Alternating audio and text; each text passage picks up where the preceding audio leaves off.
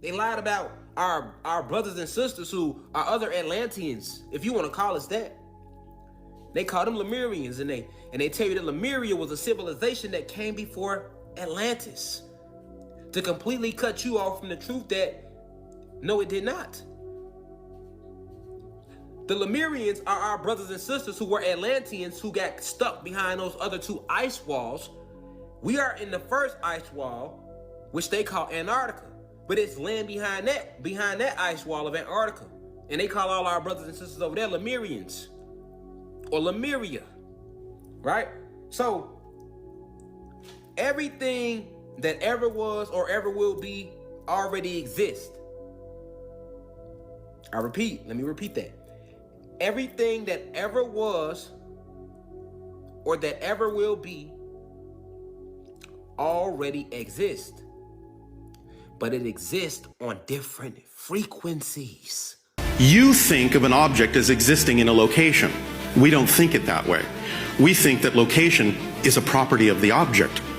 So if you change the locational variable in the energy equation of an object to another locational variable, the object has to stop existing at the first location and simply immediately start existing at the second location, not actually having traveled the intervening distance, just disappearing from one spot and appearing in another. The idea is that we have described an experiment to test this out for yourselves.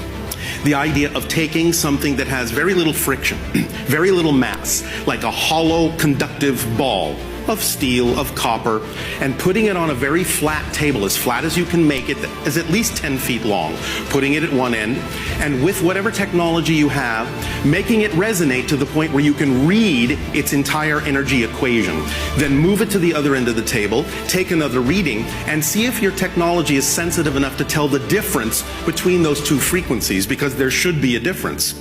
If you can measure the difference, then what you can do is put the object back in location A, and you can overwhelm it with a vibration of location B. It should start rolling down the table and stop at location B, thus proving the principle that we're talking about, how things will resonate to certain locational frequencies. We have described this experiment to several people on your planet. To date, no one has done it.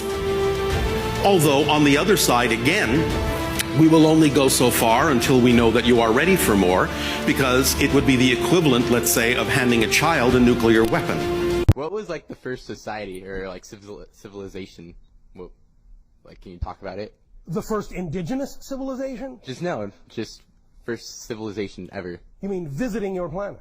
No, just ever.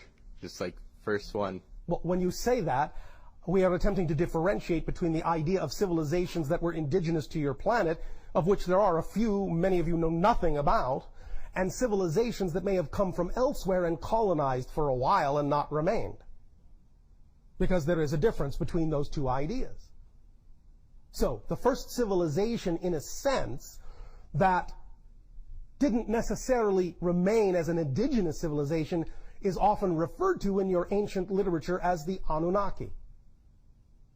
The first indigenous civilization were what I suppose in your language would have to loosely be referred to as pre-Lemurian. Does that help you? Wait, what are pre-Lemuria? Lemuria Yeah. is a name that your society has given to a very ancient civilization that existed on your planet about 500,000 years ago. But there was a civilization before that. And there is no real name for them in your language, so we refer to them in your language as pre-Lemurian.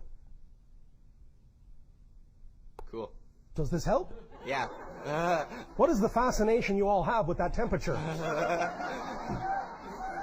This civilization was out by Australia, its own separate individual island. People lived there, and according to the Aboriginal elders, these people had obtained a high level of spiritual technology.